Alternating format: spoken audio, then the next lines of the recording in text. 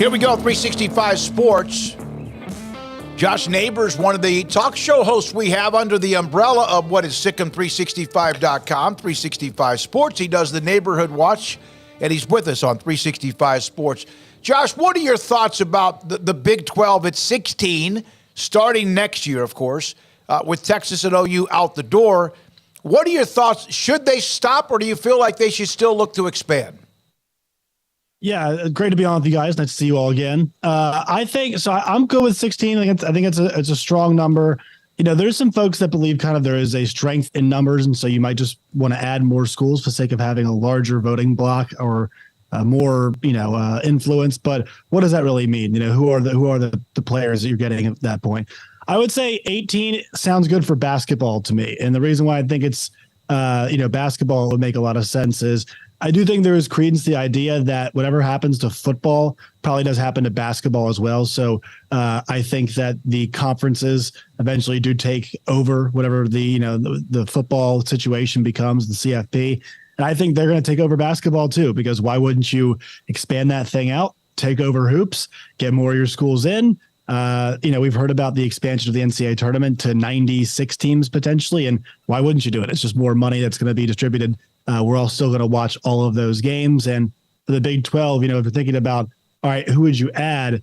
Gonzaga and UConn are kind of the big two. And also if Brett Yormark has any designs on a basketball only package being sold separate from football, I think, a Gonzaga, Arizona, Kansas, Houston, conference. I mean, I'm missing a few in there. Baylor, obviously, too.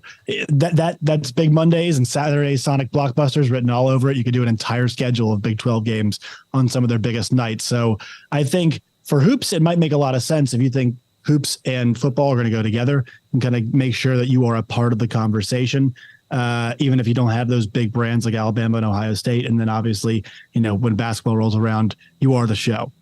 Nice save there at the end, adding Baylor there, Josh. Don't forget who owns. It's hard to think of all the great basketball brands. Good Lord. I mean, come on.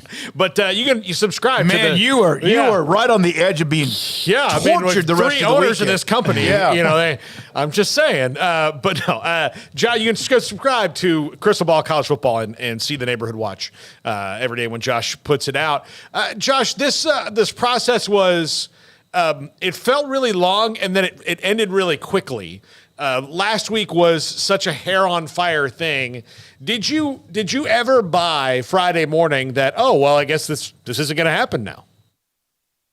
Well, I was wondering, what changed? Nobody was reporting the TV deal, the offer had changed. So I was like, why are we all getting together and being like, this is a worthwhile proposition?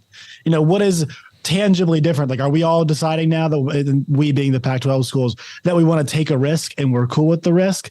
I mean, it's just too much money to, look, if you're making $50 million a year off a TV deal and, there's a risk, you could go to 70, 80, sure, maybe you take a risk. But if we're talking about you starting in the 20s and you hope to get over 30s, we're starting to talk about potentially a third of the revenue there. That's a lot. That's a pretty substantial risk. I mean, that's talking about, we're not talking about extra support staff to hire. That's important people. That's student athlete experiences. That's facilities. That's all of the things that help you recruit, help you bring in athletes and coaches and retain those athletes and coaches and all those things. So to me, I was like, what tangibly changed? But I wasn't surprised because there were so many different agendas that when the reporting came out, Oregon and Washington, no-showed or basically said, hey, this is what we're going to do. I wasn't really surprised by that because everybody kind of had their feelers out in different places. And why would you come back together and say, you know what, it's better off we all just take the risk when you have other options that aren't as much of a risk? What do you think about the college football playoff going to 12 teams here pretty soon? There were, of course, the 6 top conferences who would get the first bye, or not bye, but get in. What do you do with the Pac-12? I mean, we know they can still grow, or they can morph into something else, or they might, I don't know, maybe even one of them goes independent. But what would you do if it remains who they are, Cal, Stanford, Oregon State, Washington State, and no matter who they added to them, whether it's San Diego State or SMU or 2 others, what would you do with them in the college football playoff? I think they're going to get kind of the short end of the deal. And I think it's just what what power do they have? Who is going to be advocating for them at the table? I mean, their big brands are all kind of left the building, and those folks are not going to, I think, advocate for them, in any meaningful way whenever the CFP committee kind of gets formed, whatever it is, the next go around, forget when it's kind of reformed. But I think the dialogue around the college football playoff right now is very interesting because I was very excited about the idea of those AQs. I think it made for the fact that, look, like we kind of know who's going to be around at the very end, but the fact that a Sun Belt team can run the table and go, I think is actually good for the sport. Whether they do well or not, it's kind of up in the air, but like them getting there, I think is good for the sport. It makes it feel like as the gap grows financially for some of these schools, at least the opportunity is growing as well. I think that's about to change big time. I think we're about to get a situation where we're going to get the 12 best teams type deal. And this kind of lends to a really big problem here because think about like the Big Ten. Like the Big Ten's going to have a situation where you're playing non-conference games. You're not going to play half the conference. So figuring out who like the best Big Ten team is on a given year might be challenging, let alone who kind of the 12 best teams are. And I feel like that always is going to lead to some of the lower level schools not having a place. So I was looking forward to them having a place at least for a little while. And I'm now concerned for those schools, the remaining Pac-12 schools and for smaller conference schools, what their place is in a new CFP landscape. Josh, when you heard that the Pac-12 turned down a $30 million a year offer a year ago and then said we would like 50, like they didn't even try to like build up to that. Like, can you do better than 30 as opposed to giving them a number that was almost twice as much? What's your reaction to that? Yeah, so Paul, you and I have talked about this. Like Brett Yormark, one of the best qualities that he had when he came in was the fact that he understood what he was dealing with. Like he understood what the Big 12 was and what it wasn't. The Big 12 is a college, it is a conference as a college football, obviously background. They got a lot of teams obviously that play. One of them played the national championship game, but they are not a massive TV draw because they don't have the brands that an SEC, that a Big 10 have. Right. So the analogy I've been giving a lot recently is like the Big 12 realizes that they might not be the steak, but what they can be is like the wine that pairs with the steak. They can be the great side dish, the great appetizer, right? The wonderful creme brulee after. Like they can be all of those things. And, time slot wise, like, they even apply that too. They can play early, they can play late. That's what they are to television networks. They can fit them anywhere.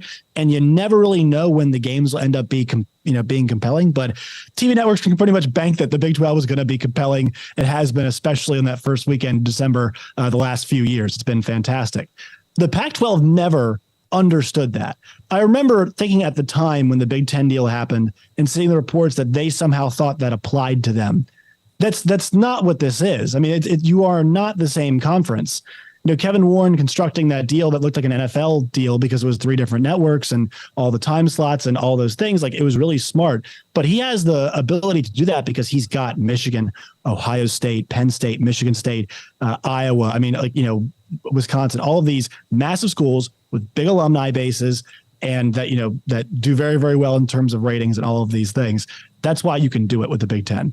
That did not apply to the Pac-12, and it was ridiculous for them to ever think that it did. Also, they were fighting from a disadvantage because the Pac-12 network sucked. Like they had to recover from that, and they kind of viewed themselves as, we don't need to get. They didn't value visibility correctly. Like they needed to trade cash for visibility in some spots, and they never realized that. The leadership seemed to fundamentally not understand that, like, just because live sports and a live sport that you also have is going up in value does not mean what you have goes up in value.